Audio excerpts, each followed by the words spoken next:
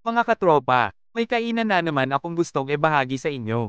Ito ang Cracks Only Rice Restaurant sa probinsya ng Pototan, Iloilo.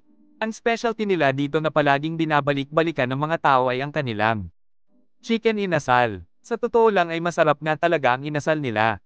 Maliban sa inasal ay marami din silang menu na mapagpilian. Kaya maliban sa chicken inasal ay dinagdagan namin ng chicken sisig. Tapos napaka-affordable pa. Maliban sa pagkain, ang kagandahan dito ay napaka-accommodating ng mga crew nila. Napakalawak din ng area nila at tamang-tama kung maramihan na tao. Kung kayo ay mapadpad dito sa probinsya ng Pototan sa Iloilo, o baka may plano kayong mag-iwag festival, sana makatulong sa inyo ito.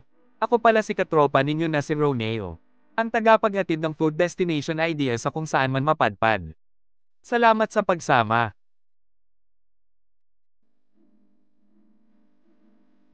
Do ba do ba do ba do ba do ba do ba do ba do.